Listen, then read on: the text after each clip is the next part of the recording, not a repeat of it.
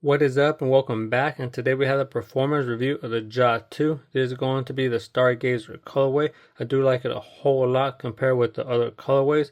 Why I say that? Because the one's going to be a lot easier to clean, and also I do like the aesthetics. For example, the Nightmare, the Halloween colorway, does have right here suede in the front, and we know how suede can be difficult to clean, especially when somebody steps on your shoes.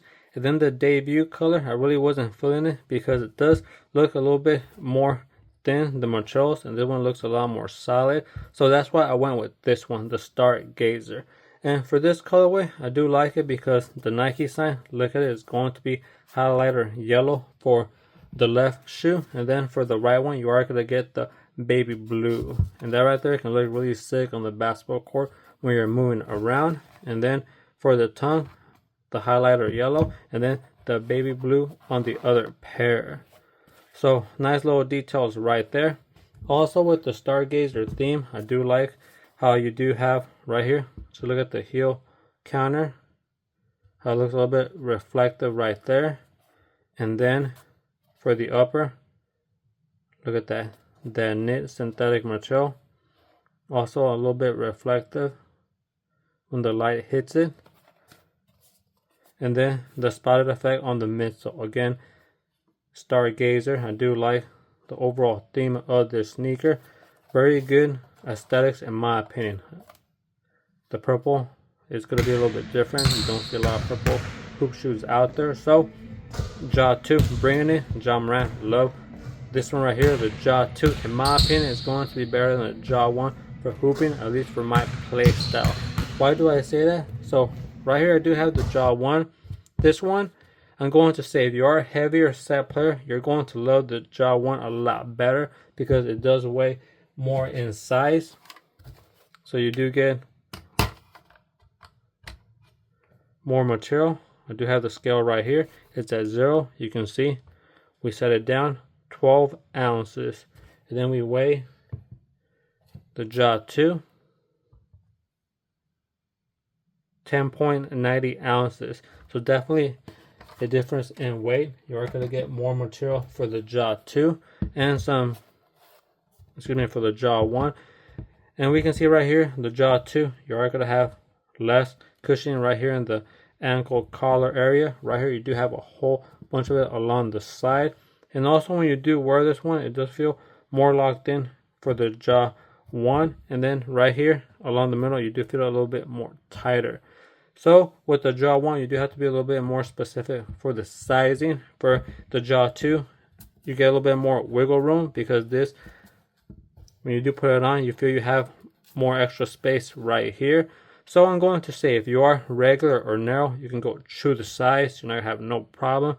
You are a wide footer, you can go a half size up. And this is going to feel very comfortable. It's not going to feel super snug like the Ja 1. And I still felt it performed very well. You still get a nice fit for playing on the basketball court. So that's going to be the sizing. And some details is you're definitely going to feel the shoe feels a little bit more narrow when you're wearing it. Right here, you're not going to feel it be as bulky. With the Ja 1, you did feel that you had a lot of material along the side. You felt a little bit higher off the ground. This one you feel more closer to the ground, and I love that. If you are trying to be shifty, you are very explosive with your moves, you're going to like this a lot better.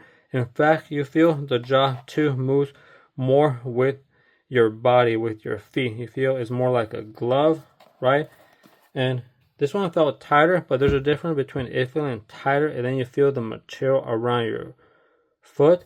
When this one doesn't feel as tight, right? But you can just see it's a lot more flexible, especially right here in the front.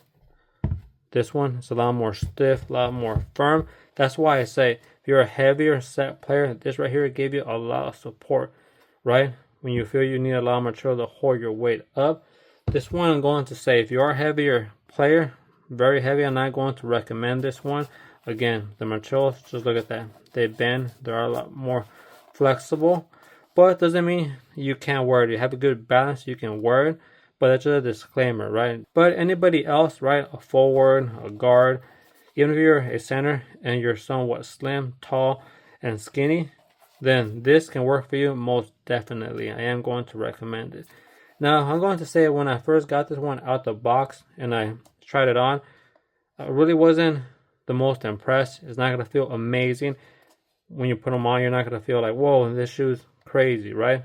Even when I wanted to go play in it for the first day, I had mixed thoughts about it because I did feel a little bit of slipping, and I had to lace up the lacings a few times.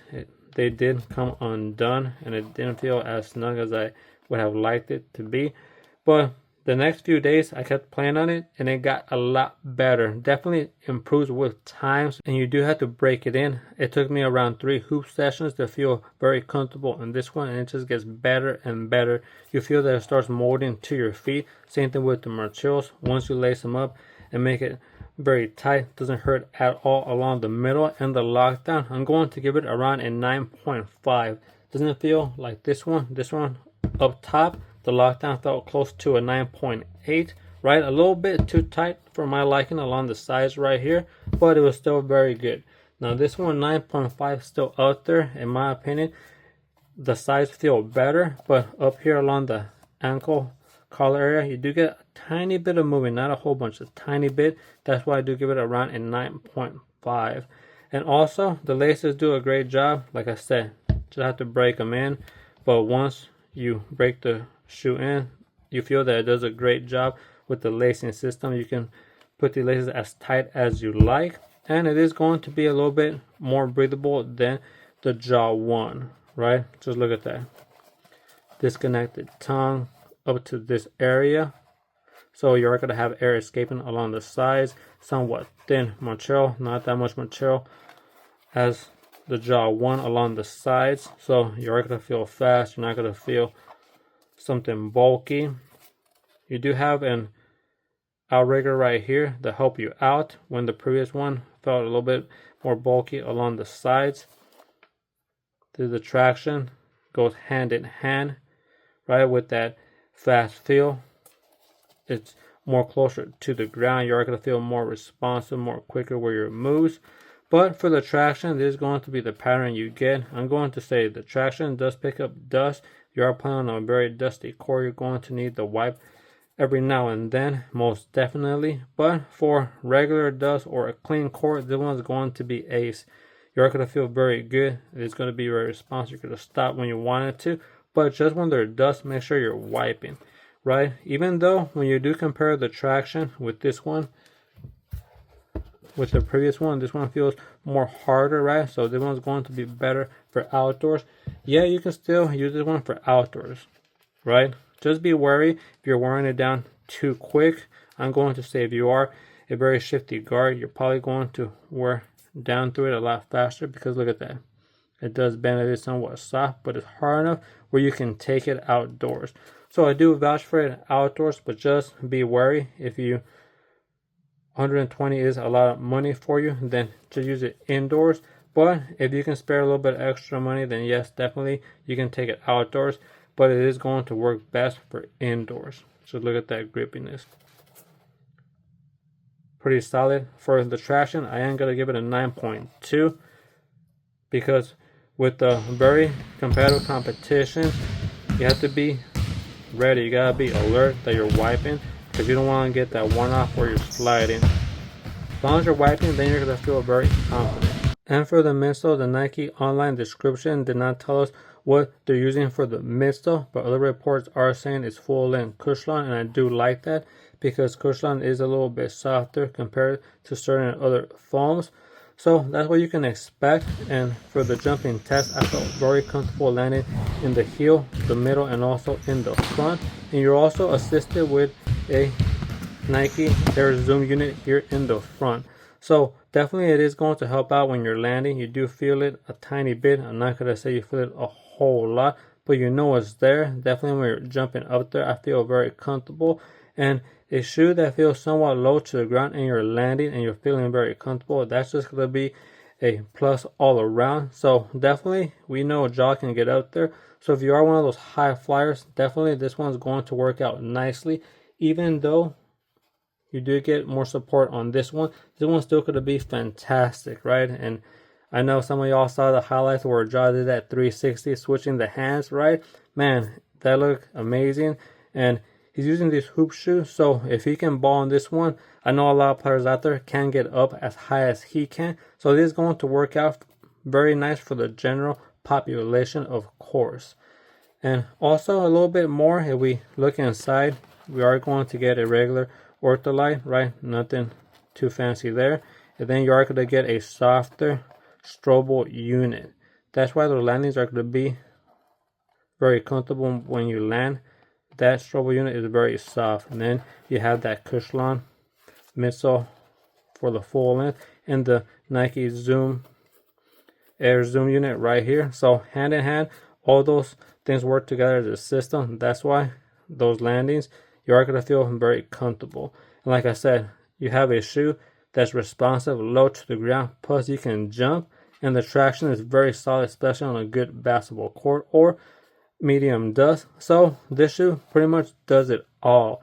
So for me, this one's going to be a great pick if you are looking for something responsive, something quick. This colorway, you have to worry about it getting dirty and trying to clean it. Also, the materials are very well made right here. I'm not gonna say it's the most premium materials, but definitely get the job done, right? Synthetic materials.